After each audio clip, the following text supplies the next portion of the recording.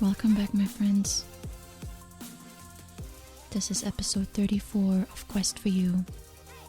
And as always, I am deeply grateful for the time that you decided to spend here with me, listening to my voice and my message. And I hope it helps you in any way, in all ways. And I hope it reaches you wherever you are. And it gives you motivation and inspiration for today and for the rest of your life. And if you can think of someone who would also like to hear this message, please pass it along. In the last episode, I talked about difficult times and how to move through them. I touched briefly on people and how people are often the reason we suffer. Mainly our relationships with them. This made me think, and I decided to spend a little bit more time on this today. A lot of the drama in our life is caused by our relationship with people. Partners, friends, family, co-workers, bosses, people that we interact with on a daily basis. And while we cannot choose our family, we can choose our friends and partners. Choosing a partner is probably the most important decision that we will ever make in our life. It is the person we will spend most of the time with and who will weigh in on key decisions that we face. Friends are also important, but usually they're not such huge influencers as our partners. So then it becomes very important how we choose. And I believe that the problem with choosing is twofold. A, we often don't know what's important to us or what to even look for. And B, sometimes we are very clear what we're looking for. But then these are usually wants and needs that we cannot fulfill ourselves, so we look for them in a partner or a friend. The first issue, not knowing what we want. The problem is that a lot of times we just don't know what we want in a partner. We have some idea of the traits and skills that the person should possess. But often that list doesn't include everything because we simply don't know. Especially when we're young. We don't have much experience with romantic relationships, so a lot of it is based on experimentation. And if your parents were not the role models that you wanted them to be, then the selection can be even harder for you. We haven't given much thought to actual characteristics our partners should have, because we have not asked ourselves what is important to us. We let feelings guide us. We let our heart speak, because that is what movies and fairy tales tell us to do. And we end up selecting partners and friends without thinking long term, and how they will fit into our life, the life that we want to live 10, 20 years from now. I really encourage you to listen to episode 17, where I talked about values.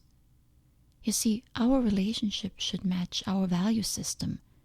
Our friends and partners, they should add value to our life. And to the second problem, knowing what we want. All of us have inborn needs for love, care, and attention. We want that special person on our side to spend time with and feel loved. However, many people portray their needs for care and love onto that person.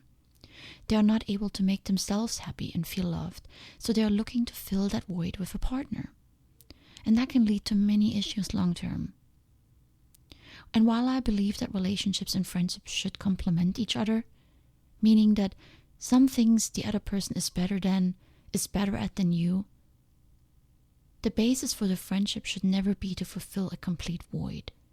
It's nice to be able to give in a relationship, giving something that you're really good at, but then also you need to receive, receiving what the other person is better at. So if you're listening and you want to be in a relationship or you're looking for a close friend, I want to ask you, do you know what you're looking for? And are you the person you are looking for? Meaning, do you exhibit the values yourself, or are you just hoping the other person has it all and pulls you along? Can you live up to the person of your dreams by bringing with you the traits and the skills he or she might be looking for? My focus is on you first, on your growth and on your development, which is the essence of Quest for you. That's my mission. You want to fulfill yourself first and foremost. You want to take care of your inner world, heal and overcome, and then you can reach out and present your wonderful and amazing self to the world. And you will find that the world responds. And people will want to be with you because you are strength and you are love and passion within yourself. If you don't know what this looks like, sit for an hour in a busy coffee shop and observe people. There will be women and men walking in that you notice right away. They display a sense of confidence and comfort within their own skin. They portray that they stand solid in life with both feet firmly on the ground. You can tell by the way they walk, speak, and by their facial expressions. And I'm not saying that these people have their life together. We don't know that. I'm merely saying that these people know how to walk into a room full of strangers with their full, confident self. They are open, approachable, and genuine. Who would not want to meet a person like that? Often it is visible to others when you carry a load, a burden, a worry. You may not seem approachable. And I don't mean you have to be happy-go-lucky all the time. I just mean to be open and confident. You see, I have found that the more I heal my inner wounds, the healthier my outside becomes. Isn't that funny? I spent so many years polishing my outside, thinking that this will make the difference. And yes, I still take care of my appearance. But I realized that this is not what matters most. It's the entire being, shining from the inside first, with the outside putting a nice touch on it. When I walk into a coffee shop before an important meeting, after my morning meditation, and I'm happy, I'm pumped to start the day, I'm positive, I exhibit a sense of calm and confidence.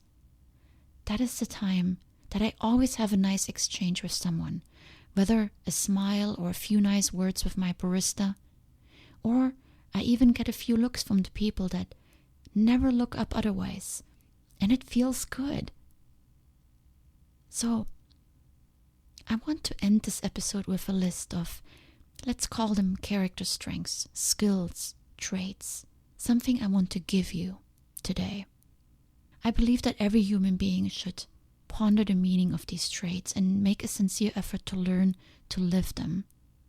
If I ever get asked for advice on what to change in a high school curriculum, this would be it. Classes on life skills that every human being needs. Because I feel like that is what's most missing, and I wish someone had taught them to me when I was young and confused and didn't know what to look for in life and in relationships. And I'm sharing them today because we talked about relationships. It took me a long time to learn that the kind of car my future partner drives does not matter. Here is what matters. For your partners, your friends, your children, and most of all, for you. You are the one who's listening right now. You are in charge of your life. So, focus on your growth as a human being first and foremost. And then focus on your relationships. So here we go. I'm sure there are many more, but I narrowed this to the ones that I believe are non-negotiable, at least for me. Number 1 is respect. For yourself as an individual, and that includes your body and your soul, meaning no destructive and harmful behaviors, meaning healthy boundaries for when your environment invades your space, and respect for others, their culture, beliefs, their individuality. Respect for others means being open, allowing room for the other person to express themselves, valuing the welfare of others. Respect for yourself means to walk away when the other person fails to respect you. Integrity falls under respect, and keeping your word. To work on your respect, you can reflect on this question: how do I treat myself, and how do I treat other people? Number 2, emotional stability and wisdom. You can also call it emotional intelligence. This to me is my favorite, and it's also the hardest one. It means you have taken care of your inner wounds. If you have experienced trauma, pain, hurt, you take responsibility and you heal yourself first before asking others to take responsibility for you. It also means being able to deal with life's challenges in a reasonable and balanced way. You see, emotionally unstable people get thrown out of balance by small bumps in the road, and it takes them forever to get back to normal. We fall off the wagon from time to time. We yell at the car that cuts us off. We're a little jealous or upset. This is not about having no emotions. It's about managing them. This podcast focuses on helping you build that strong inner core that sustains you through the waves of life. It also means self-discipline, the ability to control yourself or rein yourself back in should you fall. It also means you're independent, not dependent on anyone or anything, stable and balanced. The lack of emotional intelligence is often the leading factor that leads to faltering of relationships and friendships. So to work on your emotional stability, ask yourself this question: how do I manage the minor and major upheavals in my life? Number 3, conscientiousness. Here are some adjectives that describe conscientiousness. And think of those in regards to your approach to your own life and in your relationships with others. Dependable, careful, observant, deliberate, organized, thoughtful, empathetic, reliable, dependable, results-oriented, efficient, and orderly. When you go over to your friend's house for dinner, do you help clean up the dishes? Good manners fall under this, but it's more than just being polite. It means thinking about how your actions and behaviors affect those around you. To work on your conscientiousness, always ask yourself this question: what approach do I take with the tasks and responsibilities that I have? Number 4, growth focus. A person with growth focus understands that the world is not fixed, that character is changeable, and that the future is up to him or her.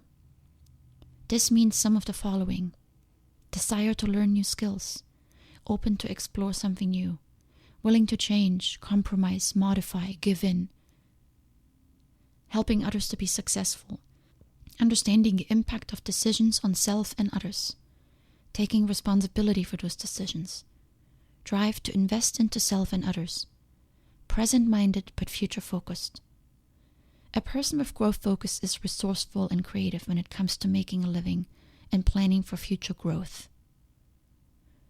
To work on your growth focus, ask yourself this question: how do I set myself and the people I'm responsible for up for future success? And number 5, authenticity. Know thyself. Genuine self-esteem. Be the person you truly are and value your true self and your authentic needs. Have a healthy relationship with yourself. And then have the ability to support the people around you as well to be their authentic self. This means that there's a balance between compromising and being true to your own needs. Women especially tend to give too much in a relationship, losing their authentic self along the way. While this sounds like the most obvious skill, the one we think we have mastered, we often don't realize how weak we are until we fall in love. And now, there are these competing demands on our person. The question then becomes, how will you maintain a healthy balance? To master authenticity can take time and requires learning how to communicate challenging matters in a delicate and compassionate manner. It means letting go of the burden of fear and anxiety about what others may think of us and begin to honor your own authenticity. To me, it's the highest level of maturity in a person. To learn how to be authentic, regularly ask yourself this question: am I living in harmony with my inner wants and the demands of the outside world? So there you go. This is a list I put together with the most important traits you should possess and you should look for in the people you surround yourself with. There are certainly others that are also important. Intelligence, happiness, trust, communication. But I feel a person that possesses these 5 traits I just listed inherently has most of the others that we also consider valuable. So, I'm ending here since it's already a fairly long episode. I will explore the topic of relationship a little bit more in future episodes. Today, your homework is this. Very simple. Make sure you own any room you walk into today. Bring your best self. Display confidence. Smile and initiate a conversation. It's the beauty of life. Have a great day. Much love.